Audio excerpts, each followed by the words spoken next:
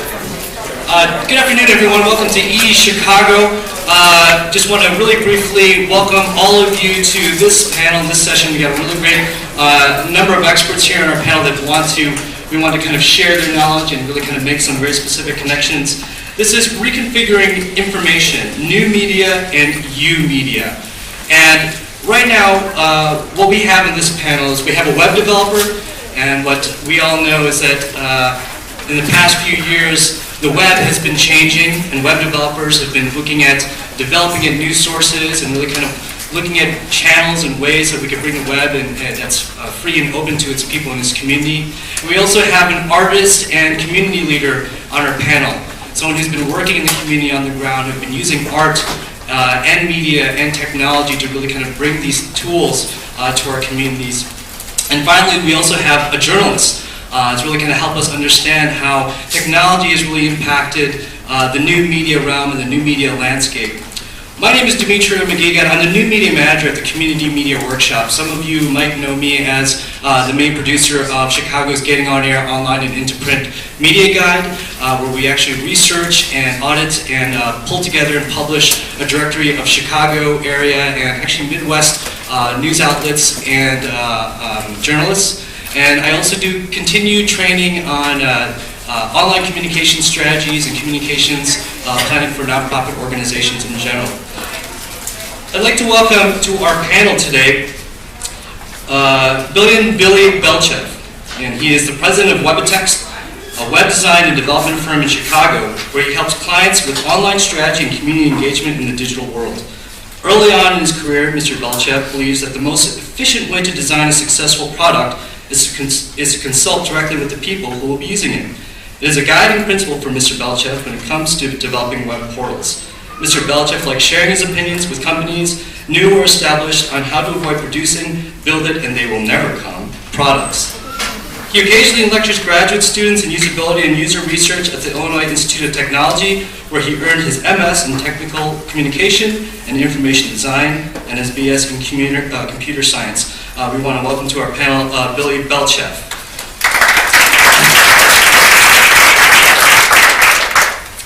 Mike Hawkins, all the way at the end of our table here, aka Brother Mike, is the heart and soul of U Media.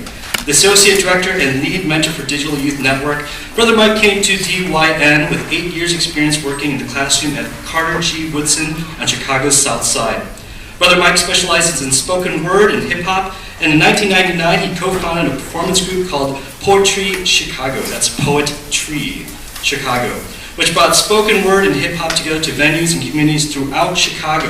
The group was selected for the Illinois Arts Council's Traveling Artist roster, creating positive, uplifting material that could inspire and educate. And in 2004, the group produced its first album, Positive Pollution.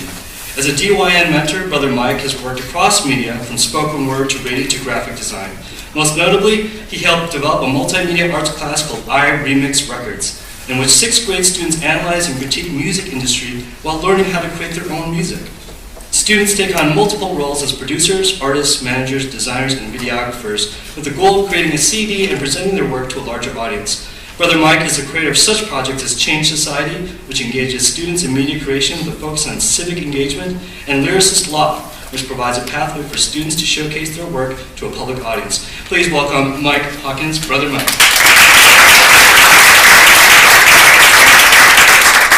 And finally, Jeff Kelly Lowenstein.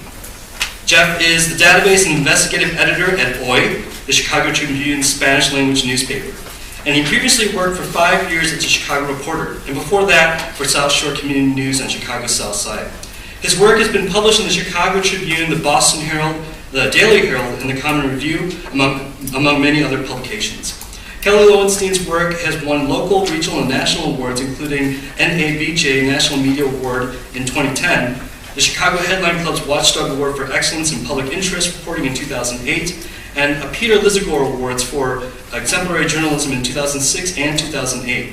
He is a 2007 Racial Justice Fellow in the Institute of Justice and Journalism and a 2008 Dart Center Ockberg Fellow, and is the president of the Dart Society. Please welcome Jeff Kelly Lowenstein.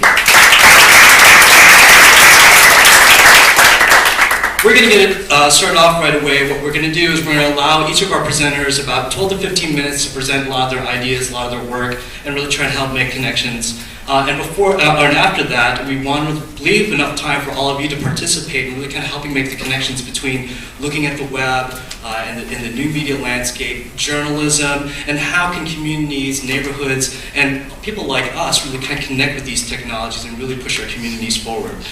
So I would like to introduce first Billy, if you'd like to join us up here.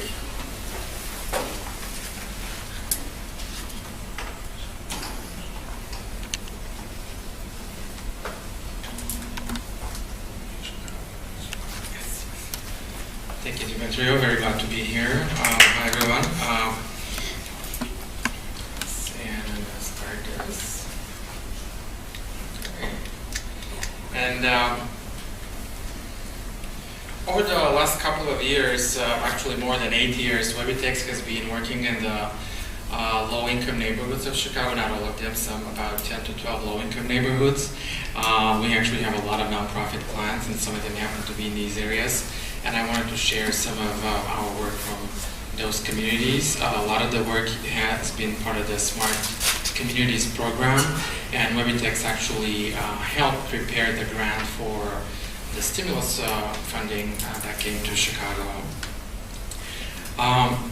Here's one of these portals at pilsenportal.org. It was the first one that was started, and I'll give you a quick introduction of what these are.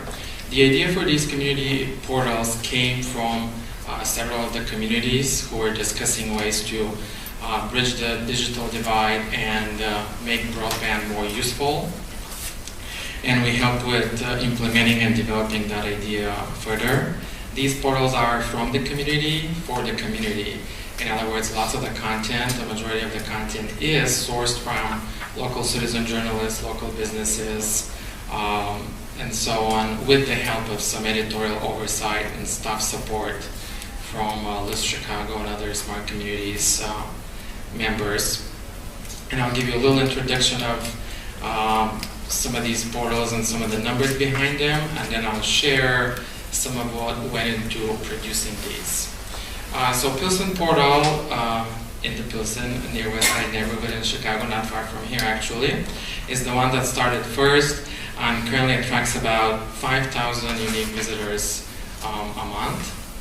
And as you see, the main agency that sort of started the work behind this is the Resurrection Project. I'll share a little bit about the structure of these in a second. I just wanted to run quickly through the other portals.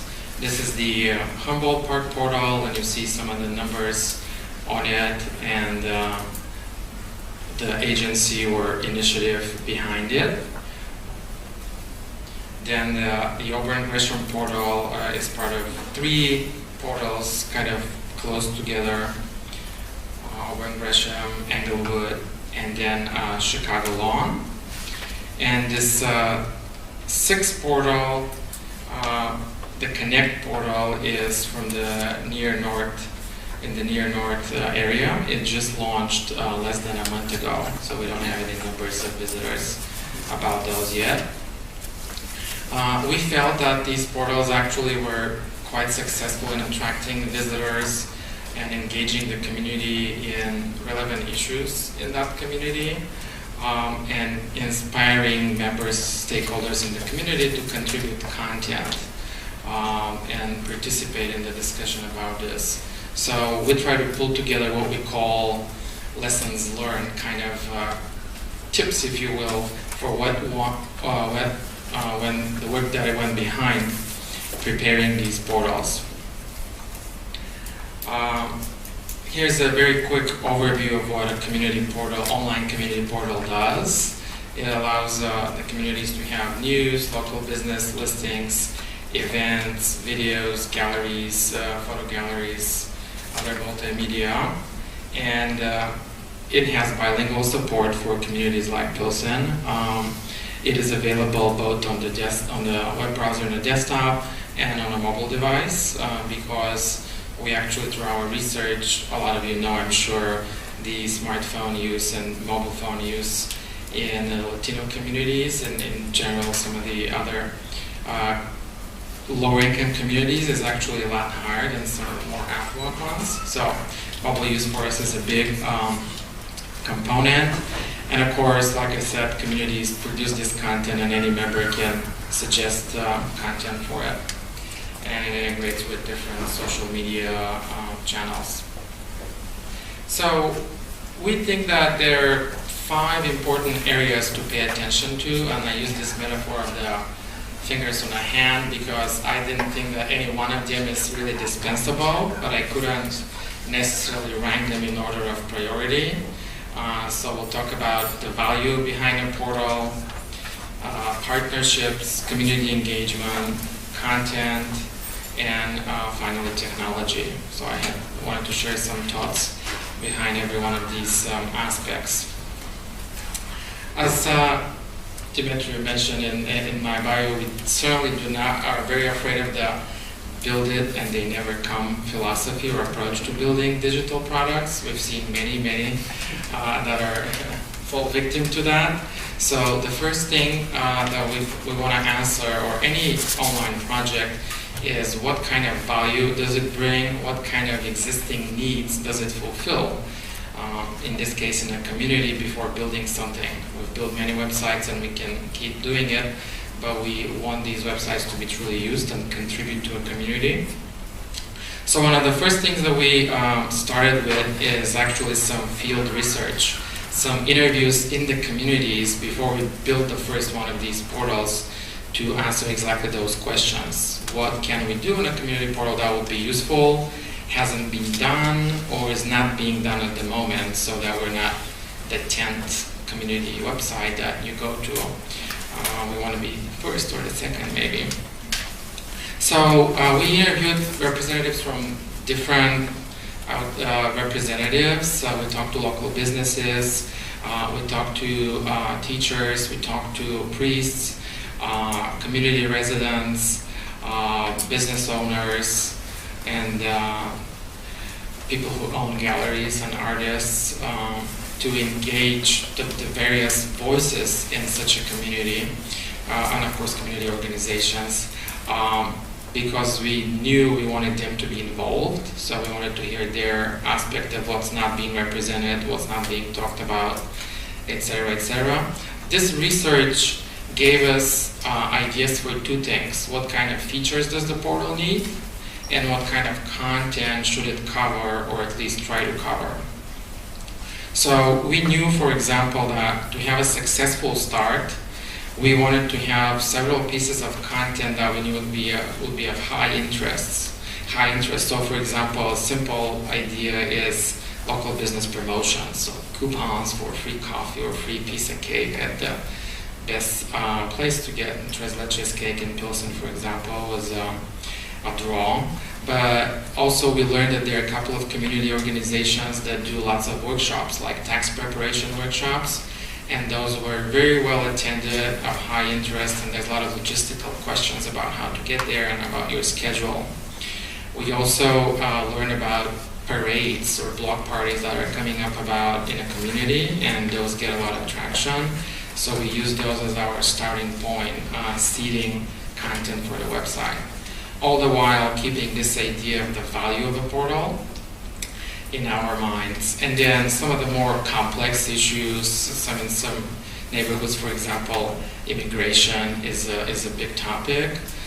So these are more sensitive issues, but we wanted to encourage, or at least convey the idea that this is your portal and all of you have responsibility and freedom to cover some of these topics if you wanted to. So value is the most important, or a big part of it. Of course, a web company, or web design, or research company cannot and would not want to do this all by itself, and we didn't. We have worked a long time with Chicago and the MacArthur Foundation. So they're a local trusted partner in a lot of these neighborhoods, all of these neighborhoods. They have connections with agencies. They make it a principle to respect local opinion and to try to engage as many people as possible. So they pave the way in a lot of cases. And of course, as I said, in every community we worked with a local group who's not the owner of a portal, but is the point person that channels activity, funding, etc. So finding the right partners is very key to engaging a community. I talked about all the different aspects or members of a community we try to engage. Not just asking for their opinion, but sharing ownership. So simple things such as what a portal is going to look like, the logo, the colors, the visuals. We don't want to be the ones dictating those. We want the community to inspire us and provide examples and work on a logo. We have a couple of groups who got together in a classroom of some sort or a room of some sort and worked up ideas for a logo. We refined those, but this builds the sense of ownership and responsibility because it's not our portal, it's your portal. So we worked on these concepts. We learned very early on that this online portal has a lot of offline aspects. So a big part of our approach is connecting the offline and the online. So what I mean by that is we don't just put up a portal and expect people to start listing news there or list their coffee shop there. We actually spent time going door to door to some of these businesses, and we had little postcards, if you will, for them to enter just their email and a little bit of information about their business, so we can seed some of the information on the website and then invite them to come and finish their profile.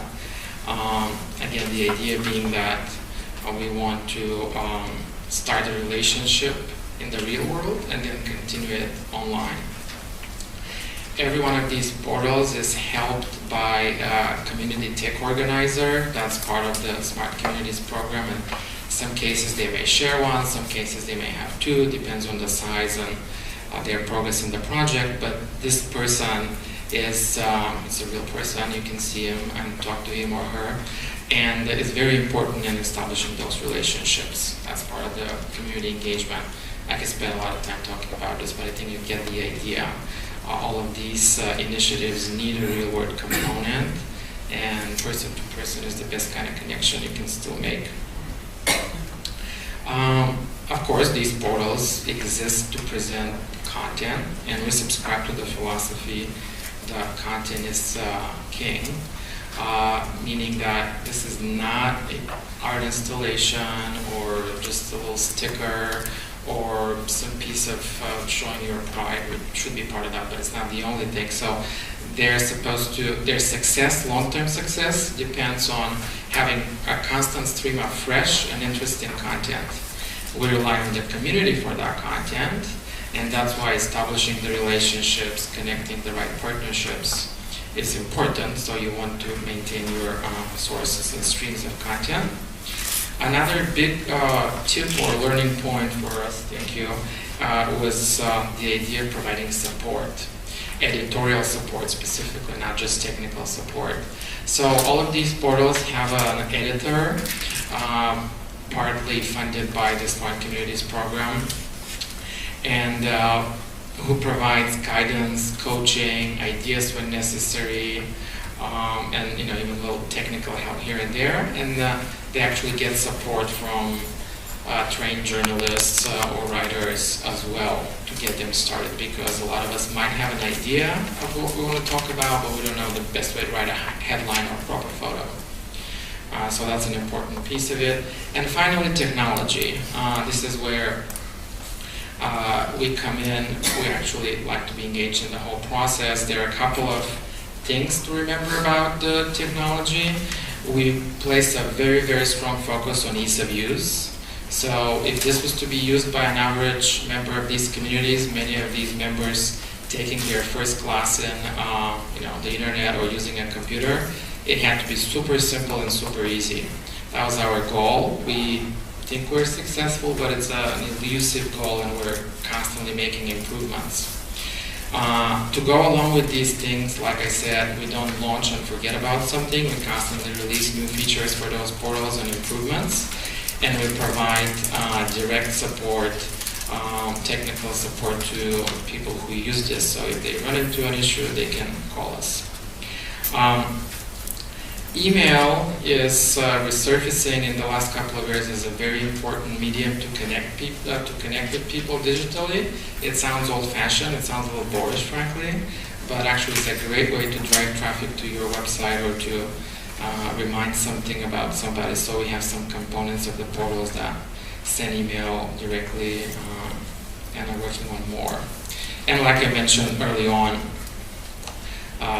being able to access this on a mobile device was a big part of it from very early on, and everything is driven in such a way that you publish, of course, your content once, and it's automatically optimized for different devices, so you don't have to give us 2 versions of your picture or anything like that. It's all handled on the back end.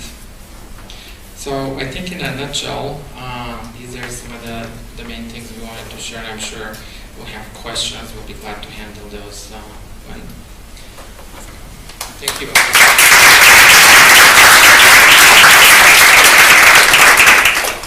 Thank you, Billy, for a lot of that insight. And remember, just because you build it, they will not come. And if you just follow a lot of what Billy was mentioning, that's a philosophy that I follow, actually. But one important thing that Billy had mentioned is that content is king. But for a lot of our residents, community organizations, libraries, a lot of us sometimes really kind of need help with kind of telling our story. So up next, what we have is Jeff from OI, and I just want to invite Jeff to come up. He was a journalist, investigative editor over at OI magazine, also works in data. So if Jeff, you want to come up and really share your experience with us.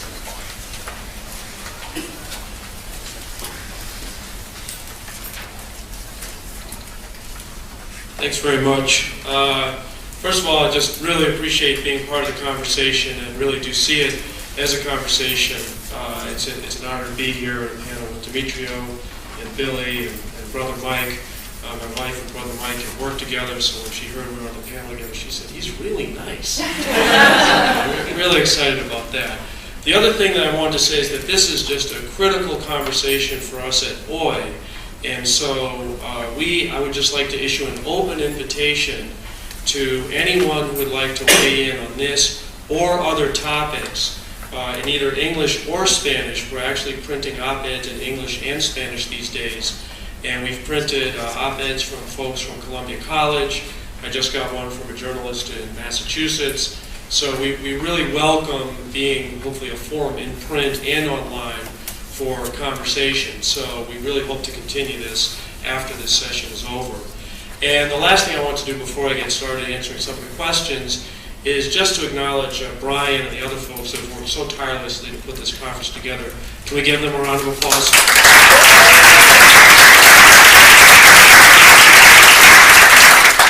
And now that I've given Brian some love, can you help me? Yes, right.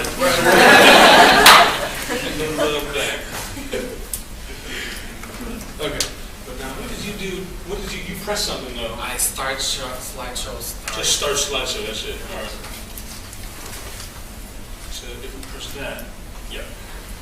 No, that's not yours. Oh, you want the web? No, I'm sorry. Wrong. If you do the web, you might There. Hold on a second. Okay. But slide it over to the right.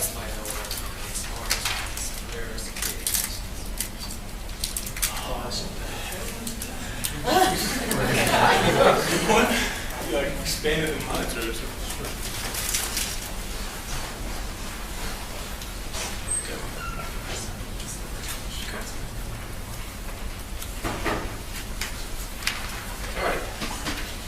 So this will be a learning opportunity for me.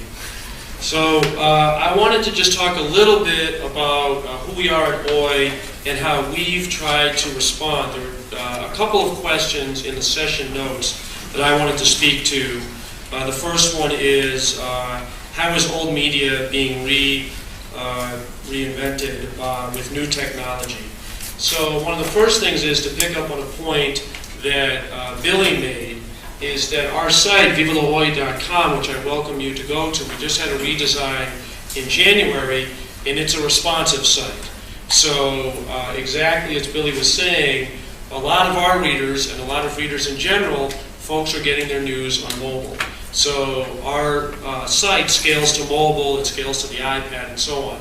So we thought that being responsive is a pretty important part of being able to be present in those community and other conversations. The other point that I wanted to make in terms of our site redesign is that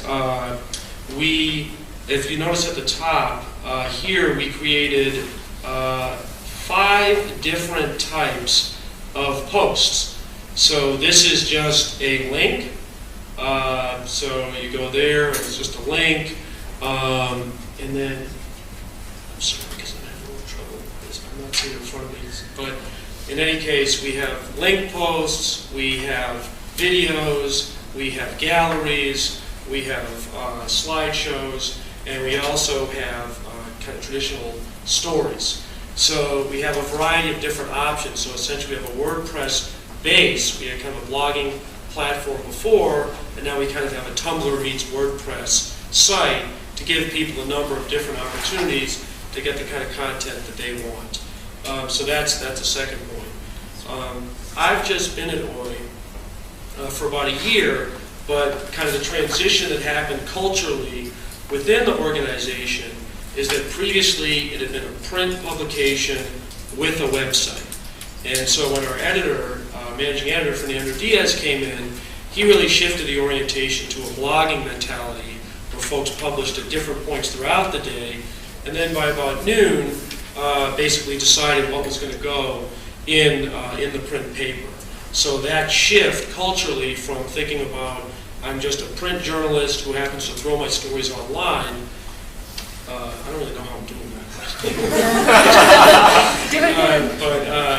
that. To saying, okay, I'm basically a journalist blogger who provides content at different points throughout the day. That's a big part of the shift for us. We've also really started to think about what is a story. So, for example, each day in the center of the newspaper, we have a 2-page photo. And so one of our most successful photos was Real Madrid and Barcelona playing each other, and then on each side of the image was the tweets throughout the game from the official club site. And then on the side, there was commentary. Now, about a year ago, that would have never been considered a story. But now we're thinking we're actually telling a story that way. So shifting from saying a story is you go out, you report, you write down in words what you have, and then you publish it in the newspaper, to a much more dynamic, social media-oriented curation, aggregation, but then also synthesis. And saying something is really kind of the shift that we've tried to make at OI within that. We've done a lot more with data visualization. So I don't know if you guys work with Google Fusion tables and those types of things, but we've tried to incorporate that quite a bit. And another point that Billy made that we've really tried to do recently is to shift from, ironically, being a Spanish-only publication to having content in English as well. The op-ed page and the print publication, but now more and more, some English on the site. So, for example, I do 2 times a week an investigative roundup. I do that in English.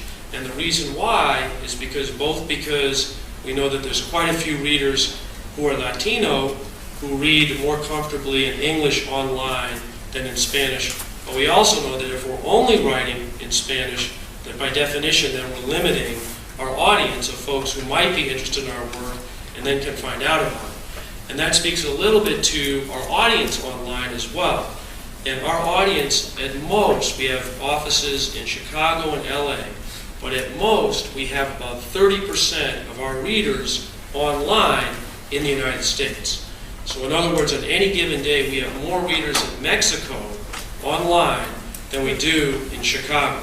We have high numbers of readers in Spain, Venezuela, Argentina, Dominican Republic, so that our whole sensibility of who the audience is has to incorporate what the sensibility is of the folks in those countries. And for some of those folks, that is specifically Spanish only, and for other folks, there's a hunger for the English content as well. And kind of one of the most important shifts that we've tried to make this year, or I guess sort of extension of a shift that we've tried to make this year, is to just engage, engage, engage. Traditionally, journalists sort of felt like when you write the story and publish the story, that's it, and then it's sort of handed off to the public. And so now, I don't know if you guys use Storify at all, but we'll use Storify to try and gauge conversation going through. We'll incorporate social media as part of our reporting. And then, after we're done, we will tweet the people that we mentioned in the story and say, hey, interested in what you said, here's what we wrote. And then get a response. And go to a group that says, hey, we see that you're interested in this. Here's what we've got to say. Here's what somebody else said. What do you think? And we really welcome dialogue. So just yesterday, somebody tweeted me and said, your article about Tavares and Lozano was very unthorough and lacked depth. I said, okay, thank you. How can we improve? And, it took a little moment, but sure. That's the kind of exchange that really we want to have with folks in the community. I guess the last thing I'd say on this is I think one of the biggest changes that we've had, especially with technology changing so fast, is that we really try to have an experimental sensibility where we try things, we fail, we assess, and then we try and improve. And we just recognize that the time frame of change has just shrunk so dramatically. So in other words, to redesign our site to get to the January model took close to a year. And we're already revising the iteration to improve it. We're hoping to have that version probably for June. Because we know that as fast as things go, if we want to stay meaningfully involved in conversation, we have to be able to be responsive and being willing to experiment and make mistakes, fail, and improve. And I guess the other question I just wanted to speak to was, will professional journalism survive? Now, as a father of a young man who's attending college, I certainly can say I have a dog in the fight. I hope the answer is yes. However, I'm not speaking from that vantage point. Really, I think the answer is yes, if we earn the survival. And I think the days are really gone when professional journalists can just assume, by the very fact that we put out stories, that people are going to read them, that people are going to respond to them, and so on.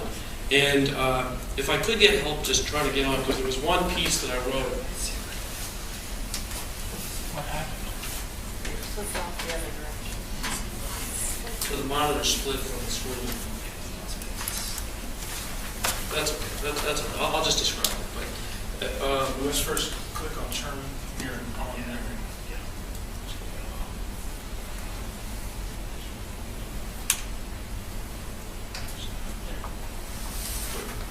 You're on, but you can't see it. I can't see you. It's okay. I can just describe it. It's okay. So I wrote a piece talking about the conversation around Trayvon Martin. And there was a very interesting journalistic conversation. I don't know if you guys followed it, but it was on Poynter, and it talked about how ESPN had changed and then reversed its policy about employees wearing hoodies, and some other folks at Gannett had been censured for signing a petition around Scott Walker. So there was a conversation in the journalistic community around ethics. So I was talking about that. At the same time, there was on Facebook an image, I don't know if you guys saw it, but it was an image of two young white people who had been killed by 4 or 5 black folks. And there was sort of a question of where was the media outrage around that. And this thing had 16,000 likes, and it had close to probably about 150, 160 comments when I got in there. And a number of the comments said, where was the media, and I didn't care what they said, and so on. But one that really struck me was the one that said, well, I don't need the media, this is my media. And for me, that sensibility of, well, we can get the information that we need through social media and other places was not necessarily a universal sentiment, But it was something that we as journalists really need to be aware of and to really be responsive to. Not to say, so we're going to sort of cater exclusively to those folks, but to be aware that an increasing number of people have that sensibility. And so in the post, I talked about the conversation on Poynter, the dialogue on Facebook, and then Forbes had actually put out a map of the influential media by state, but it didn't include Facebook and Twitter. And in my perspective, that was a mistake. That was an omission. That was a mistake. And basically, I concluded the piece by there was an article which pointed out that the Trayvon Martin case started to get a lot of mainstream media attention after the family really took it upon themselves to push their situation through social media. And we just have more and more examples of that. So I do believe, and I'm optimistic about the survival of professional journalism. I just think it's really incumbent upon those of us who consider ourselves professional journalists in no means to be complacent, and in fact to really be deeply engaged in exactly the kind of conversations we're having and that Billy is facilitating and that we'll hear about from Brother Mike. So I appreciate your sticking with, ironic as we're talking about digital stuff, my particular struggles here. And I just want to turn it over to Brother Mike. So thank you.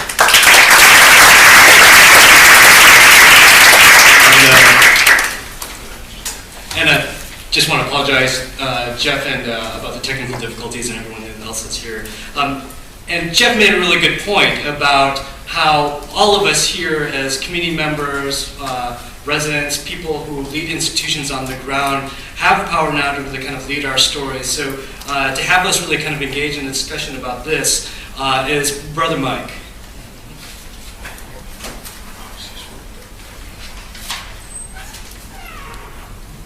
Good afternoon, folks. How's it going? All right. Wake up. No.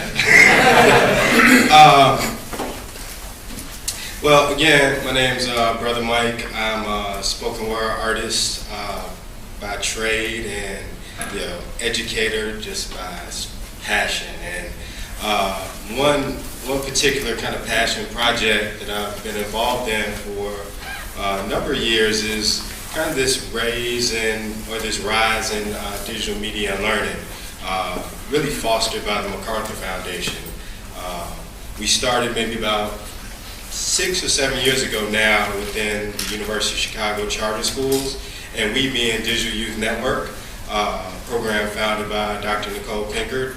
And basically at that time it was about closing the digital divide in urban neighborhoods, giving kids access to tools and technologies and mentors who can facilitate their learning.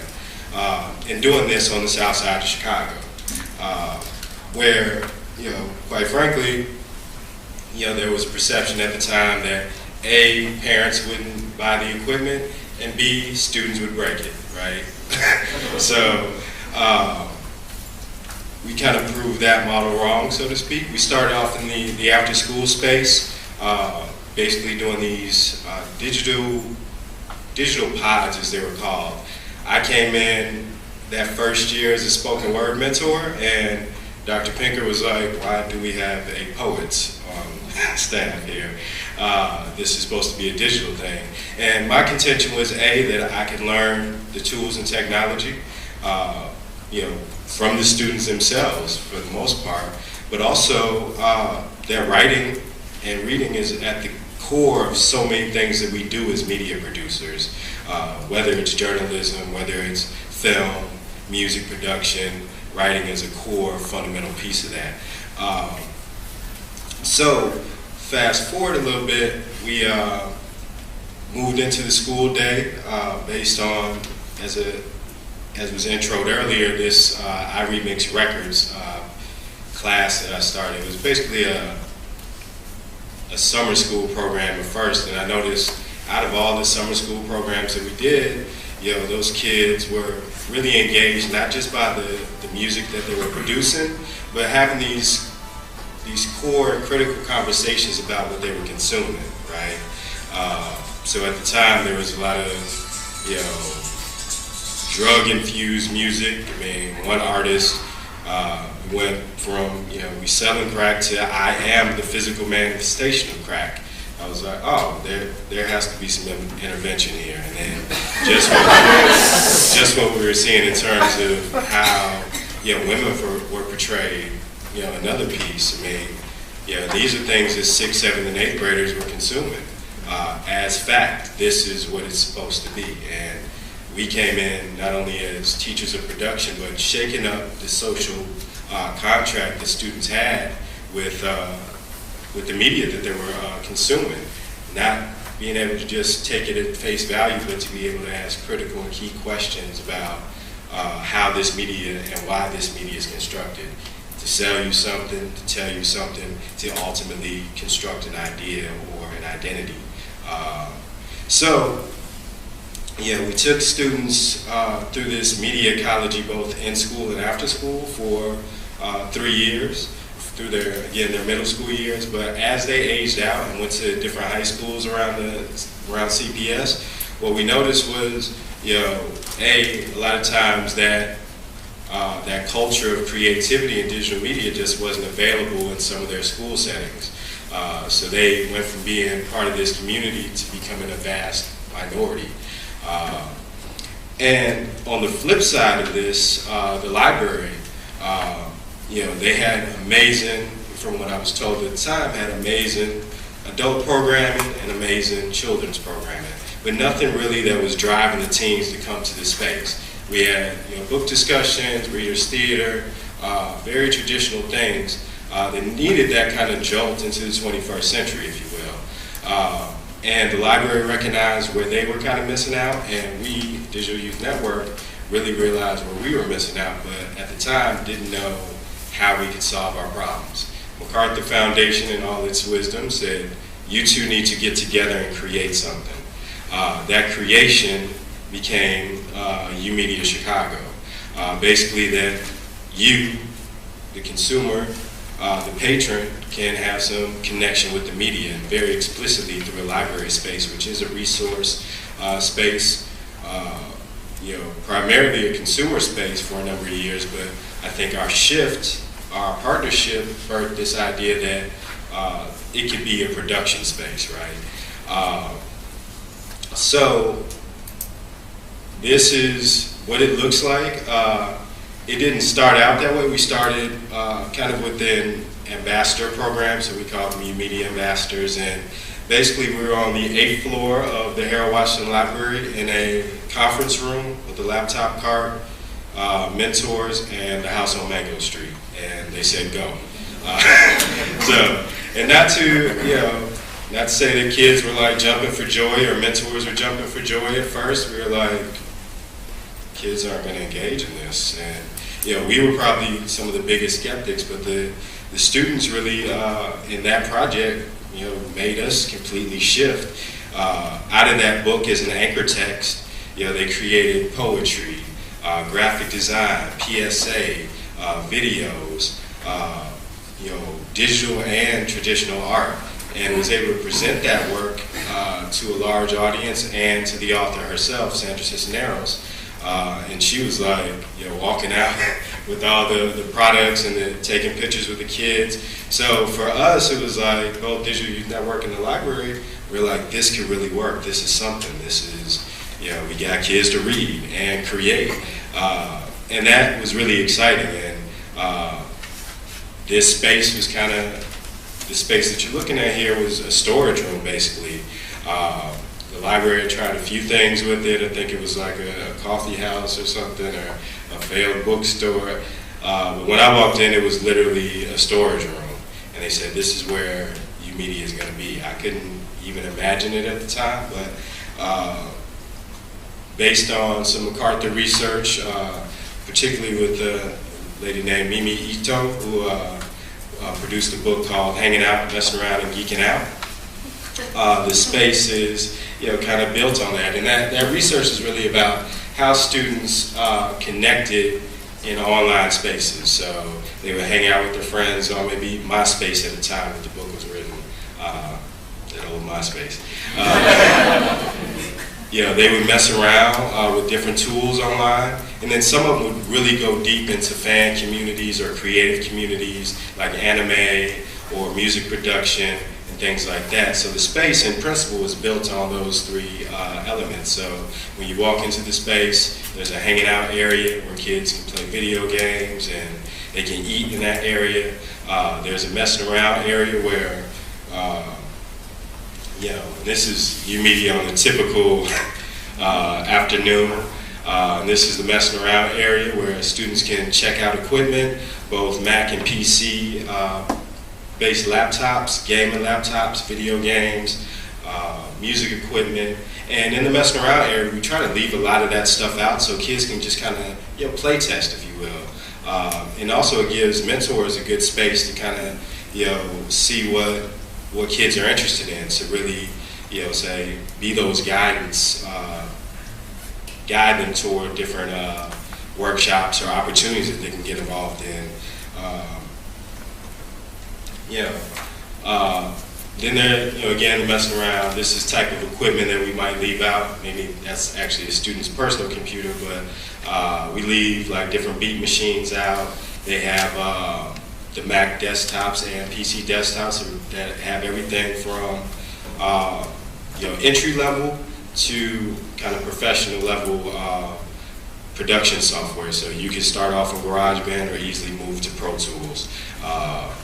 We also do free, just fundamentally, we guide students toward free tools as well, like Aviary, which is a kind of free Photoshop tool.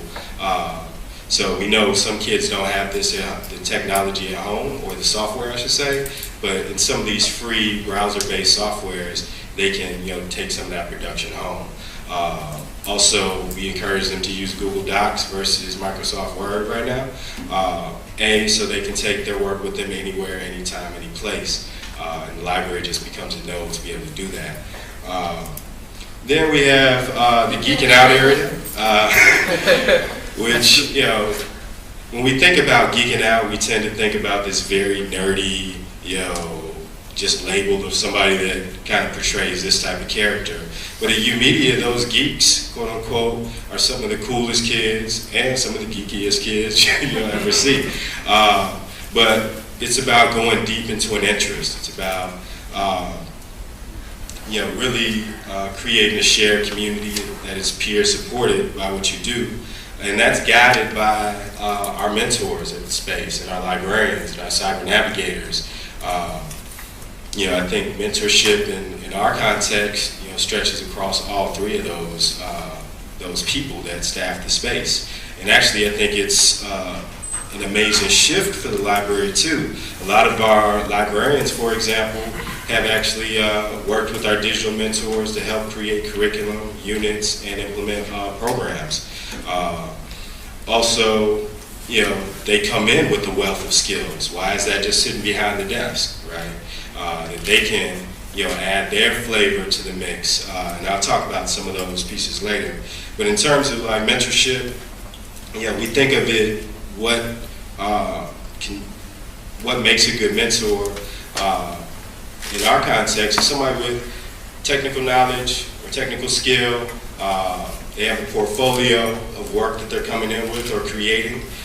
They have social, cultural capital so they can connect and build with the students. And then pedagogical knowledge. Now we know a lot of artists don't come in with that, but through a weekly PD, both with librarians and digital mentors, we create this ecology where folks can have a common language and a common practice about how they implement different workshops, or programming at the library to speak to this kind of digital engagement with students.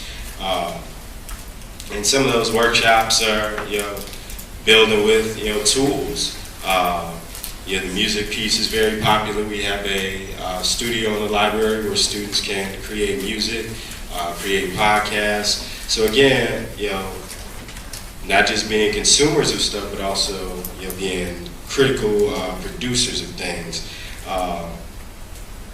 And also that connection doesn't just live in the library space, that again, we can engage students where they're at, be it Twitter or Facebook, but also when you're thinking about the learning and creative process, some of that you want to do without, everybody having the chance to like it. You want to have a creative space where you can iterate as well. So we have a social network, a social learning network that UMedia is a part of with about 20 other institutions networked around the city called the Hive Network. And this is a place where every workshop or project that we do at UMedia has a mirror of that inside of our social network. So students can again create in this peer-supported environment, and have mentor and peer feedback, but also sometimes we work with clients as well, and we'll talk about some of that in a second, where if they have a client in New York or something like that, or locally, they can also critique and work with the students in this online kind of 24/7 learning ecology. So again, there's constantly networking and creating together. Sometimes we have events at the library at UMedia here where this is Ladies Do It All Festival. We had about 200 young ladies come in and watch, and men watch misrepresentation, really looking at how women are portrayed or misrepresented in our media context. And we had a robust conversation around that night, but also for the next 3 days after that, we had a series of workshops where women came in all types of walks in life in terms of the media, and taught workshops, so everything from hip hop to music production, graphic design, and then we also do a weekly open mic where students can not only hang out but also kind of showcase work that they've done inside of some of the workshops. So our spoken word workshop, obviously a lot of kids come there. The music production, they DJ, they host the set. This brings in about 80 to 100 students every week. We've been doing this for about 2 years now. So you talk about a shift in the library. A lot of those kids you see in the audience would never come to a library, but they're coming there not only to share, but also to learn from one another and develop connections that can be lifelong and lasting. The last piece here is just some of the workshop connections. So once a student gets into the UMedia fold and has taken workshops, and what we decided to make these connections to outside folks. Some of those are fostered by MacArthur, some of those are fostered by the artists that we have on staff and the librarians. One such project was an amazing piece. Cynthia Germanata came to visit UMedia, and that's Lady Gaga's mother, for those of you that don't know. And she was just super impressed by the space and what she saw by the kids, and asked, hey, can your kids create a tour bus for Lady Gaga that would kind of be like a mobile UMedia that would stop from town to town. So in this scenario, kids had a direct client that they were working with various constraints and themes that they had to work around. We've play tested some of the experiences that might happen. So we did like a Born Brave photo shoot where kids can come out and show their individuality, but also learn some skills around photography and how to actively show who you are. I don't know how many of you have seen the Mozilla badges piece that's been popping up everywhere, but we created a series. We even had the students create a series of badges that wrapped around this concept of being Born Brave, and with the Born This Way Foundation that Lady Gaga and her mother started. And they ended up showcasing their work. This is the prototype bus that they helped design at Harvard University at the launch of the Born This Way Foundation. They got to meet Lady Gaga herself, Oprah. It was just an amazing day. And we're talking about these things are happening in a library space. And if we talk, we really want to talk about shift in our society, this is the place where it's happening.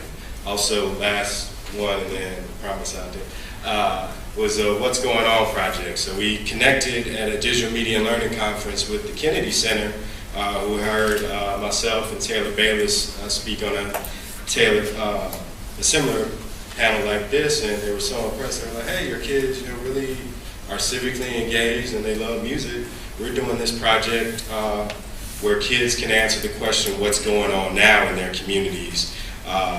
Would you guys like to work around Marvin Gaye's project? Yes. So, and what's great about this is, students can not only, do it through spoken word and music, but they can also,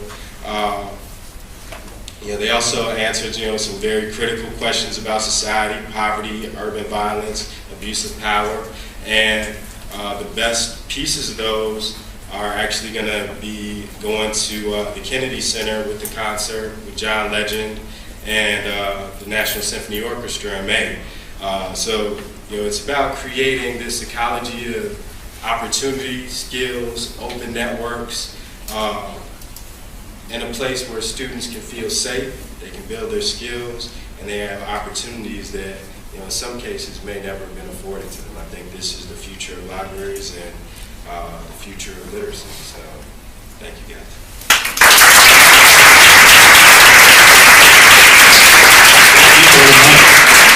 This is what happens when you bring a poet, a journalist, and a developer coming together to really kind of look at how the new media landscape is being constructed. Right now we have about 15 minutes for a Q&A.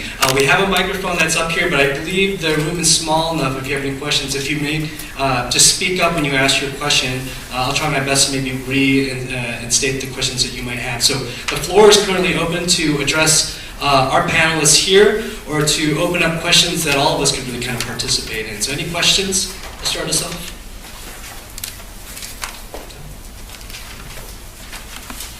This question is for Mike. You originally talked about how they sort of pulled your program out into the community because the kids were leaving the middle schools, going to the high school and having nothing to do. And now the students are, I guess it goes on for a slightly older age. You're working with older ages. What happens when those students age out of the program? What do they do? Do they stay involved in these kind of things? Do they seem to disappear off the media scene? Well, yeah, I mean, that's a critical question that we've been dealing with over the last like 2 years, really, because our students have started to age out of media, and one of the things that initially was said, like, if students age out, then they can't come back. Now they can come to visit just like any other adults at that point, but I think the initial thinking was that students would be going off to college and they would use resources at their particular college. But we know that's not the fact for 100% of the kids, right? So I think it speaks to a larger question about the mission of the library and the future of the library. That if you engage your patrons and especially your high school students who are going to be your adult patrons, that as they age out, that is going to be a fundamental question for libraries to think not only about teen spaces, but how to bring that out to the larger and more general community. And just personally, I think cyber navigators are going to have a key role in that. Going beyond just doing like Google and helping folks on the basic level, but really getting some opportunities to create workshops or programs that resemble what UMedia is doing or what you might see when you walk into an Apple store, right? I think that's going to be a critical shift. And giving folks the tools, the technology, and access for the entire community, right? Question back there? I want to jump in on that, because what about looking at UMedia as a feeder into undergrad programs? For instance, I have an undergrad program in my school that's completely focused on technology and education in technology. It's online, so it's available to anybody, including people in Illinois. And is there a way to take it to the next level and look at ways of identifying students that would be good candidates to get into these programs and take themselves along to the next Yeah, I definitely think so. I think that, for a lot of the students that come to U Media, some of them come in geeked out. They know what they want to do. They're self-identified. They say, I'm a music producer, I'm a journalist, I know where I'm going to school. And then in some of those cases, well, many of those cases, they don't know what they want to do. And U Media kind of opens that door.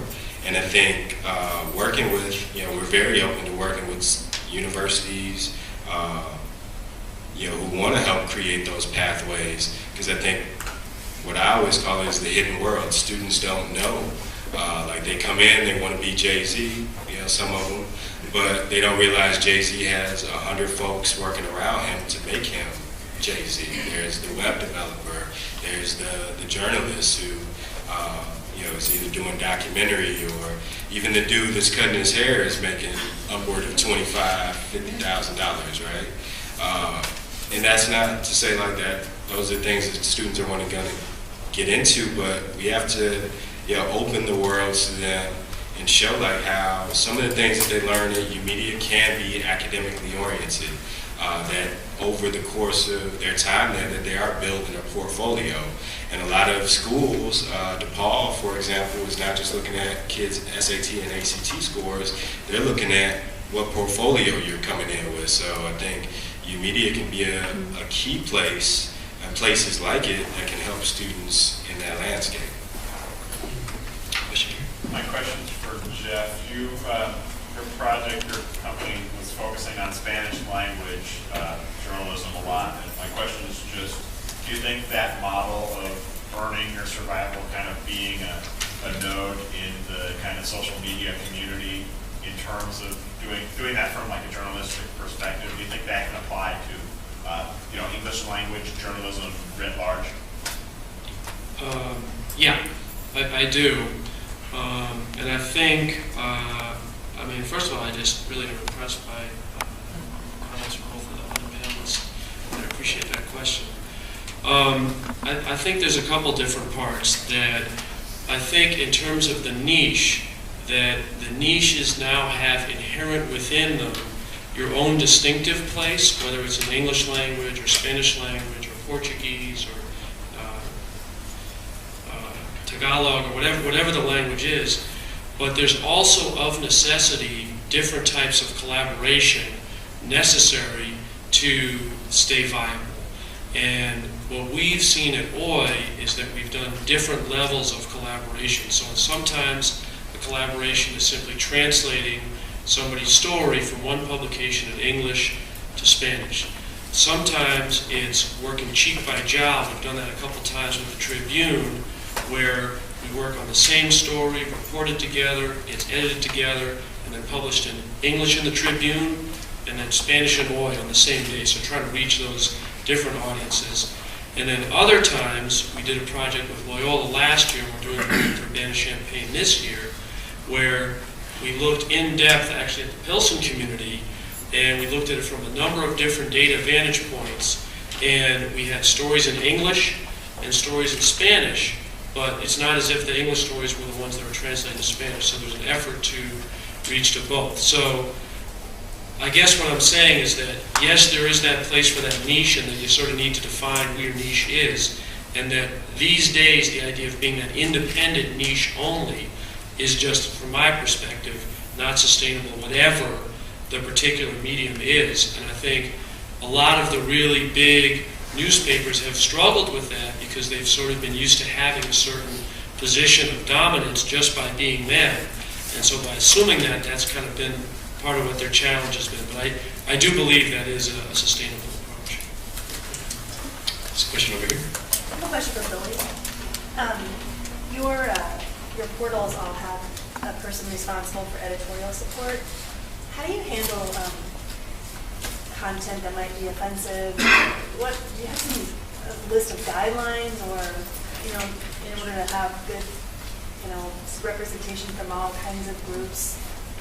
How do you handle that?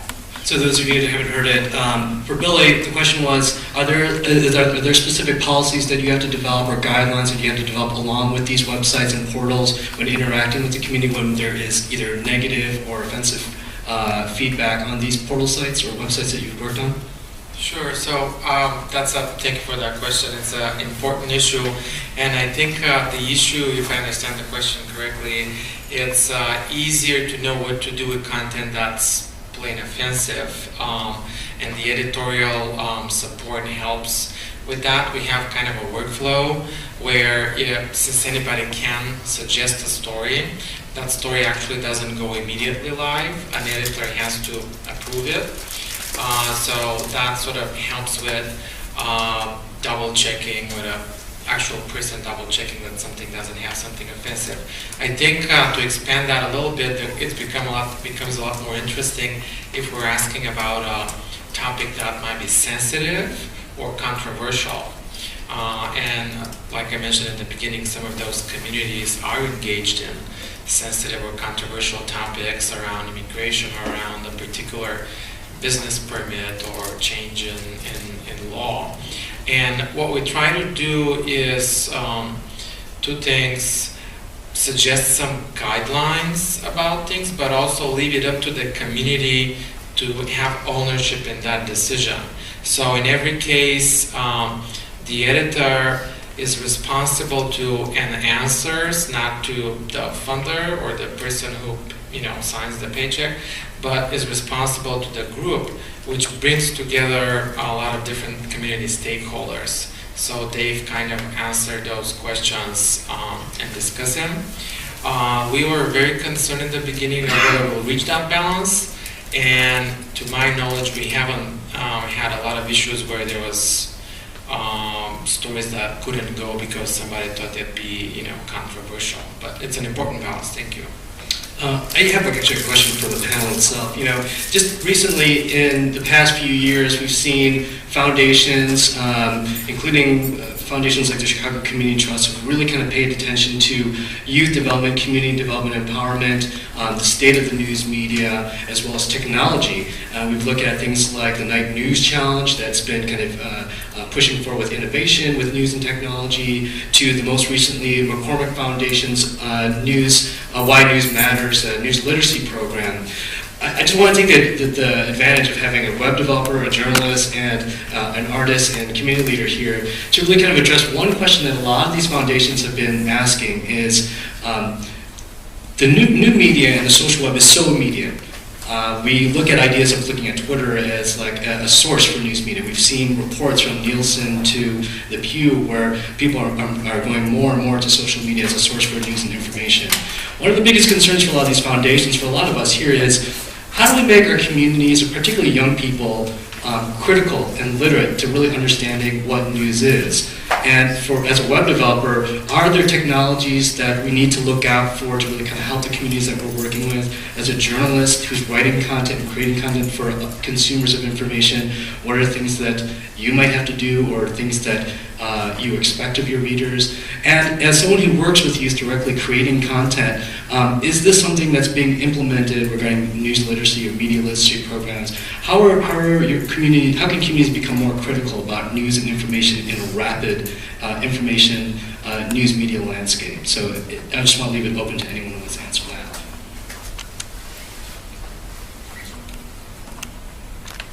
I think on the teaching end, or just being a mentor, I think it's our responsibility to be able to teach kids that media is a construction, that it does have an intention, that it's just not out there when you see something on television or you hear something on the radio or online, that these things have a very specific instruction. If they, some of them in terms of they might get their news from CNN. Other ones, quite frankly, they might get it from, Steve Colbert. It's like, but they have to be able to understand, I think both of those landscapes to see like what is the purpose of, both of those arenas, or develop a common language with within the school and informal spaces, and quite frankly, the home, where they can, have this dialogue about how to be critical, how to critique, because I know a lot of kids go to college and they just don't come in with that skill. They're asked to intake information, not necessarily break it down and have a real thought about it, if you will. It's like just regurgitate. But we specifically ask our kids in most of the projects that we do as a foundation that we're going to have a critical language about what media is, depending on what medium the mentor is teaching, but also how to think about, once they have that language, to think about that as they produce. So you don't want to just reproduce what's already there. You want to kind of shake that up and create something new that's representative of you or your community, right? Thanks. Yeah, I think that's a point really well taken. I guess what I would just add is that I used to teach. I learned to teach from my former fourth grade teacher and worked with kids and young adults at different ages for about 15 years before switching to journalism. And for me, there's always a dynamic between how much you learn from your students and then how much your students learn from you. And so both at the Chicago Reporter and at Boy, we had a real commitment to train through internships the up-and-coming journalists who often, in certain areas, have actually a higher level of sophistication and critical evaluation of some of the tools than some of us who have been at it in different ways and have come up at a different time. So it's this really interesting moment where, in a lot of ways, certain young people have more sophistication in some areas, and yet we have some information and skills and insight and perspective and judgment to share with them. And what we try to do is to figure out how together to learn from what the young people have and incorporate that in what we do, and at the same time try and school them in some of the fundamentals, in our case of journalism. I know you guys are in a different context, so that they can emerge able to take some of the knowledge and sophistication that they have already, and then hopefully what we're able to bring to them and really be those folks who then will not only contribute but eventually be leaders within this just really incredibly fast-changing landscape. And I guess the only other thing I would add is that the Pulitzer Prizes were announced this week. And if you look at the winners of the Pulitzer Prizes, they combine the real soup-to-nuts skills of traditional journalism. There's a lot of really important technology in there. And it's also those relationships. Almost every Pulitzer story, when you read what happened to it, it started with a tip. And that tip started on a relationship and that kind of community connection that both Billy and Brother Mike have been talking about. So I think it's how to work with young people around that so that we retain that in-place connection while at the same time recognizing the areas where those folks need learning and we can learn from them. I absolutely agree with what Jeff and Mike said. And in terms of media literacy, I see that as a skill that has to be taught and cultivated, whether that's in school, outside of school, or after school, or on the job. I think it's a growing skill that has to be cultivated and kept in mind, and through programs like the Community Media Workshop. I see technology as an enabler in that case. I wouldn't say it has a leading role, but it makes things easier. Once you have that desire to see multiple viewpoints or analyze something, it's now easier than it was 5 or 10 years ago. Even throughout, the simplest example that came to mind is, reading a story on Google News. It says below the story, and 48 other articles on this topic. So just that ability to see side by side connected, related information from different sources in the simplest example makes it easier once you have that desire and that skill to actually implement it in practice. So technology is an enabler. Okay. Well, I just want to thank our panelists for their work, joining us and taking the time today, and all of us Billy Belchev of Webitex, we have Jeff Kelly Lowenstein of Boy Newspaper, and of course Mike Hawkins, aka Brother Mike with U Media. Thank you so much.